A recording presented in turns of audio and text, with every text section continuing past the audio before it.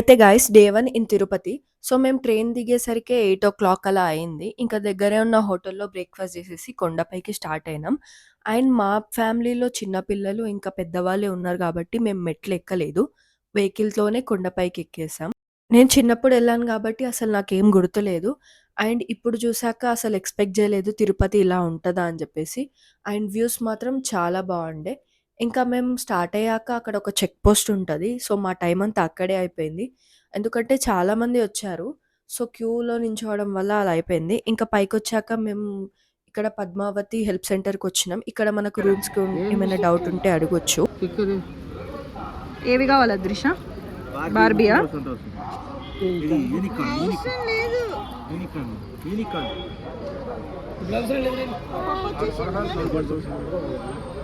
So, అలా రాగానే మా అద్రిష అయితే బొమ్మలు అడగడం స్టార్ట్ జేసింది. ఇంకా అవేం పట్టించుకోకుండా మేము మా రూమ్స్ ఉండే ప్లేస్‌కొచ్చినాం. అండ్ మేము రూమ్స్ తీసుకున్న ప్లేస్ వచ్చి వకులాదేవి రెస్ట్ హౌస్. అండ్ మేము 9 మెంబర్స్ ఉన్నాం గాబట్టి 2 రూమ్స్ తీసుకున్నాం. అండ్ ఎవరైనా వెళ్తే ఇక్కడ స్టే జేయొచ్చు. రూమ్స్ చాలా నీట్‌గా ఉండే. ఇంకా రూమ్‌లో ఫ్రెష్ అయిపోయాక మేము కళ్యాణకట్ట దగ్గరికెళ్ళినాం. ఎందుకంటే మా ఫ్యామిలీలో అందరూ గుండు చేయించుకోవాలి అనుకున్నారు. అండ్ నేను, మా అమ్మ తప్ప అందరూ గుండు చేయించుకున్నారు. నేను మాత్రం 5 కత్తెరలు అంటారు గదా! అలా ఇచ్చాను. అదృశ ఇప్పుడు గుండు చేసుకుంటున్నావా నువ్వు? సంచి నువ్వు కూడా గుండు చేసుకుంటున్నావు. అదృశ గుండు ఇటు చూడు సంచి.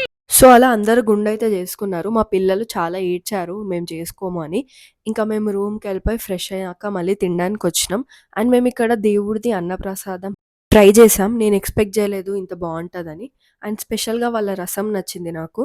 మీరు గూడా ఎప్పుడైనా వెళ్తే ట్రై చేయండి. అండ్ అంతమందికి అంతలా పెట్టడం ఫుడ్ అంటే నేను అసలు షాక్ అయిపోయినా. సో, తినడం అయిపోయాక మేము రూమ్‌కెళ్ళకుండా తిరుపతిలోనే పైన ఉన్న ప్లేసెస్ అన్నీ కవర్ చేద్దాం అనుకున్నాం. సో, దానికోసం అయితే ఫస్ట్ మేము ఒక వెహికల్ మాట్లాడుకున్నాం. అతను మాకు 1500కి 5 ప్లేసెస్ చూయిస్తా అన్నారు. సో, అలా స్టార్ట్ అయిపోయినాం. సో, అందులో మేము ఫస్ట్ చూసిందయితే శ్రీవారి పాదాలు. ఇక్కడ దేవుడి పాదాలు ఉంటాయి. And then చక్రతీర్థం. చక్రతీర్థం అంటే ఇక్కడ డిఫరెంట్ గాడ్స్‌వి స్టాచ్యూస్ అలా ఉంటాయి. అండ్ శిలా తోరణం గూడా విజిట్ చేసాం. అంటే తోరణం ఒక రాయితో అలా ఉంటది. సో, ఇక్కడ మా మావయ్య పిల్లలు కొనుక్కున్న కుర్కురేని ఆ పికాక్‌కి పెట్టడానికి ట్రై చేసిండు.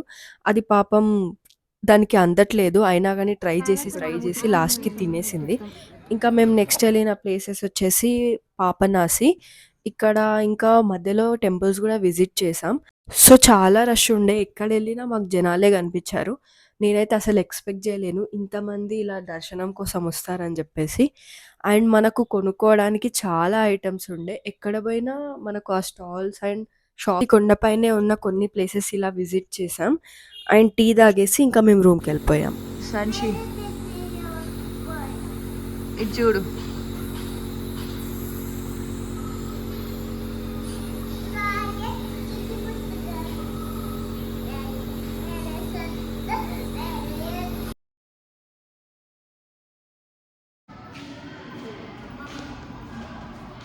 Say hi.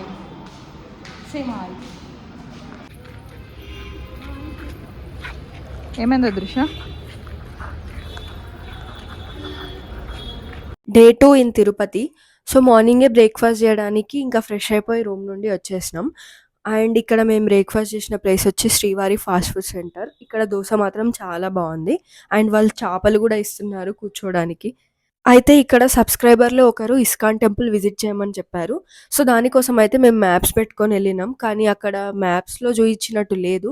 మేము ఆల్రెడీ 1 కిలోమీటర్ నడిచినాం. అయినా గాని మాకు ఆ ఇస్కాన్ టెంపుల్ కనిపియలేదు. ఇంకా అక్కడ అడిగితే వాళ్ళు చెప్పారు ఏంటంటే, ఇక్కడుండదు అది కింద ఉంటదని చెప్పేసి. సో, ఇంకా మేము వకుల స్వామి టెంపుల్‌కైతే ఎళ్ళేసి దర్శనం చేసుకొని ఆ తర్వాత షాపింగ్‌కొచ్చేసినాం. ఇక్కడ షాపింగ్‌లో నాకు చాలా నచ్చినాయి. ఎందుకంటే అన్నీ చీప్‌లో ఉండే. ఏమేమి వచ్చినాయి చెప్పు, ఏమేమి వచ్చినాయి చూపి.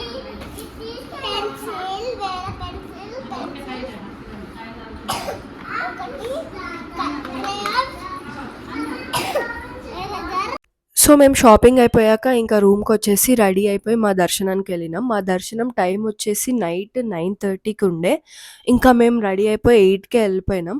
అయినా గానీ అక్కడ చాలా రష్ ఉండే. మాకు దర్శనంకి 4 అవర్స్ పట్టింది. అండ్ రూమ్‌కొచ్చేసరికి 2 అయింది. ఇంకా next day that is day 3. ఈరోజు మేము చాలా ప్లేసెస్ విజిట్ చేసినాం. ఇంకా మార్నింగే రెడీ అయిపోయి కొండ దిగేసి మేము ఫస్ట్ ఈ ఆంజనేయ స్వామి టెంపుల్‌కెళ్ళినాం. అయితే ఇక్కడ మేము బై మిస్టేక్‌లో స్టెప్స్ ఎక్కడానికి వెళ్ళినాం. అవి శ్రీవారి స్టెప్స్. ఇంకా మళ్ళీ రిటర్న్ వచ్చేసినాం. అండ్ మేము ఒక వెహికల్ మాట్లాడుకున్నాం ఇక్కడ.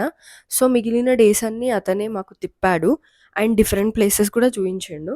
సో, ఫస్ట్ ఇక్కడ టెంపుల్ అయిపోయాక మేము వెళ్ళిన ప్లేస్ వచ్చేసి కాణిపాకం. ఇక్కడ కాణిపాకంకెళ్తుంటే మాత్రం వ్యూస్ చాలా బాగుండే. ఆ మేఘాలు, కొండలు చూస్తూ ఉండిపోవాలనిపించింది. ఇంకా చెట్టులతో ఆ పెద్ద పెద్దగా ఉన్నవి ఏంటి?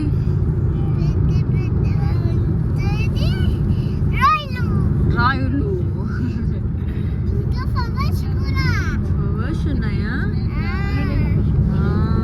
సో, అలా మేము కాణిపాకం అయితే రీచ్ అయినాం. అండ్ ఇక్కడ కాణిపాకం గురించి పక్కాగా చెప్పాల్సిన విషయం ఏంటంటే, అక్కడ చాలా ఎండలున్నాయి. అసలు ఉండలేము మనం. అండ్ వర్షాకాలంలో అస్సలు లేదు. ఇంకా మేము ఆ ఎండలోనే మా దర్శనం చేసుకున్నాం. అండ్ ఇక్కడ దర్శనంకి టికెట్ వచ్చేసి స్పెషల్ అయితే 150 పర్ పర్సన్. అండ్ ఫ్రీగా కూడా ఎళ్ళొచ్చు. కానీ చాలా టైం తీసుకుంటది. ఇంకా కాణిపాకం అయిపోయాక మేము గోల్డెన్ టెంపుల్‌కెళ్ళినాం. ఇక్కడ గూడా ఫోన్స్ అలౌ లేదు గాబట్టి మేము మా వెహికల్‌లోనే పెట్టేసి ఎళ్ళినాం. కానీ గోల్డెన్ టెంపుల్ మాత్రం చాలా బాగుండే. వీలైతే పక్కాగా విజిట్ చేయండి అటు సైడ్ వెళ్తే. ఎందుకంటే టెంపుల్ మొత్తం గోల్డ్‌తో ఉంటది. అండ్ చుట్టుపక్కల గ్రీనరీ అండ్ వాటర్ చాలా బావుంటది.